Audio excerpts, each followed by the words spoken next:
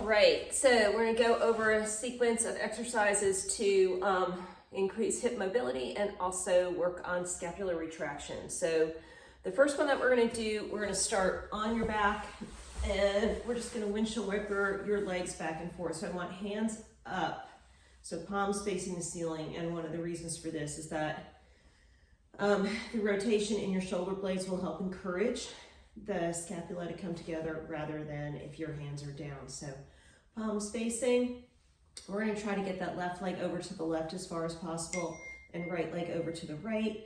So work within your comfortable range of motion. We don't want to cause any pain, but if you can get them from right to the right and left to the left, that's good. So we do about 20 of these side to side, and start thinking about moving from your center. So you're not just slinging your legs side to side, like you're moving from your core and getting those legs to rotate.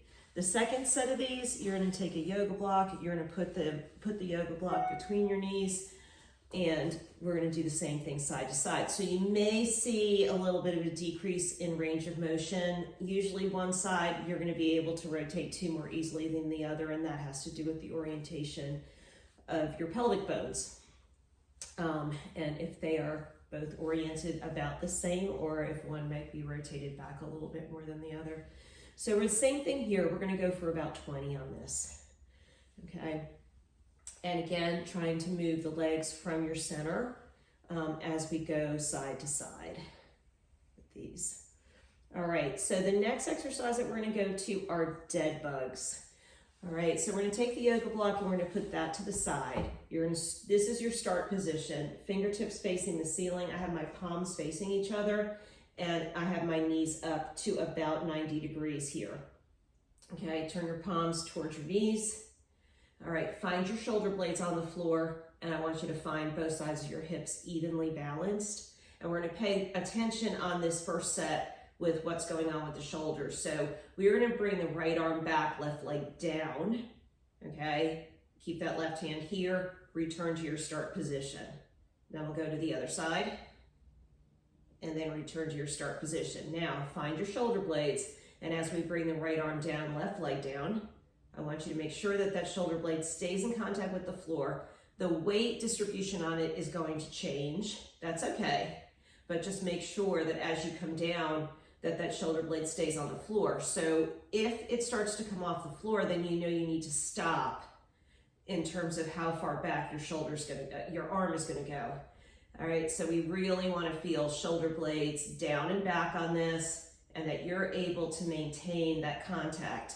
Now I want you to drop the focus to your pelvis, and let's also make sure that you're keeping the weight on your pelvis evenly distributed. So one side of your pelvis isn't rocking up off the floor over the other. So trying to keep it as balanced as possible. Think of your spine being extremely straight here, all the way up to the base of your skull. All right, so we're about 20 right here. Okay, to get a little bit more core involved, we're going to take that block and I'm going to put it against my right, below my left knee on the top of my thigh. My right hand is going to go on the block. You can have it flat like I have here, or you can turn it on its side, or you can even turn it this way. It doesn't really matter. Whatever feels most comfortable for you. My left fingertips are facing the ceiling, and my legs are at about 90 degrees here. I'm going to keep the pressure of the right hand against the left knee, and the one thing you need to be sure of on this is that you don't start pressing that knee away from you. Okay, you want to keep that knee drawn in, and I am just going to drop left arm, right leg here, and the pressure on the block should increase the activation of the anterior part of your core, or the front of your core is going to be a little bit tighter here while you're doing this. Now I'm watching again, balance in my hip stays as even as it possibly can. I am thinking about that left shoulder blade, and it's coming down to the floor. All right, we're going to do 12 to 15 on each side of this, and then we'll switch over. So now my left hand is against the block on my right knee, below my right knee, and I am dropping the right arm and the left leg here. Okay, and again, we're going to go 12 to 15 on this. And you should be feeling this in your core. Just try syncing your breath here. You can inhale back, exhale forward as you come through with this. But again, just watch it with that right knee, that you're not letting it kind of slide away from your body, and then that's going to decrease the amount of tension that you're going to feel in your core area. All right, so those are your dead bugs. Next one that we're going to do are some bird dogs. And on this one, on your hands and knees, first thing, as soon as you get set up here, I want you to feel those shoulder blades collapse together. Notice that I have an arch in my low back, all right? And so my tailbone is kind of coming towards the ceiling a little bit, but we don't want to be flat in the back like this, okay? We do want to honor the fact that you have a curve in your lumbar spine. Collapse those shoulder blades together, okay? And then we're going to slide opposites out. All right, and we'll go for 20 on this. All right, and you can exhale as you lift, inhale as you lower. All right, and stop, reset the shoulder blades, okay? And then go back if you need to. All right, so the tendency a lot of times is to start letting those shoulder blades round up. We want to keep them together. We're training the shoulder blades here to retract so that you can keep a healthy shoulders. All right, so you're gonna do about 20 on that. Once you're done with those, we're gonna go ahead and put your elbows up on a chair. So I'm gonna use this block, and this is about 16 inches tall right here, which is about, it's lower than what a chair could be. But chair height or an ottoman height is fine.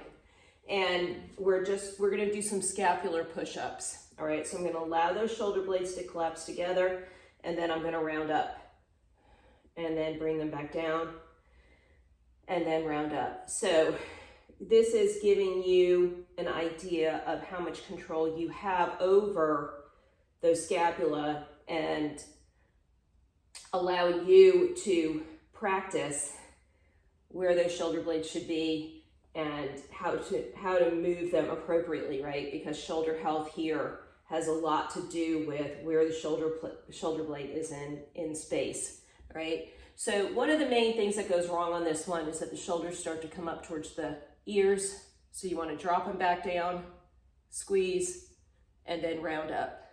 Squeeze, and then round up.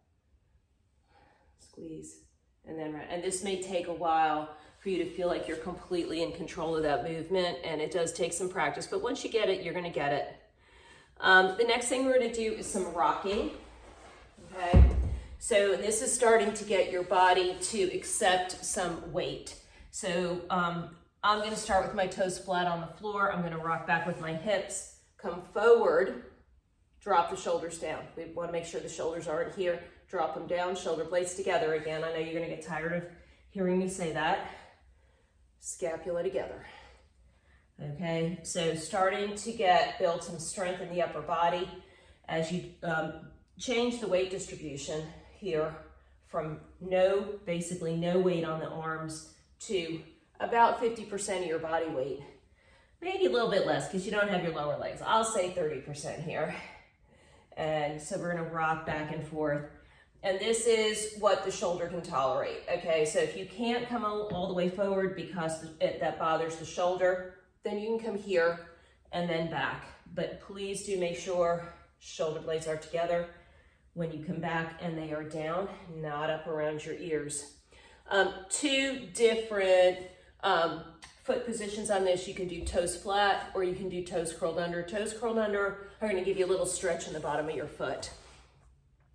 Pec stretches next. So we're gonna take a strap. This can be a yoga strap here. And I'd start wide on this.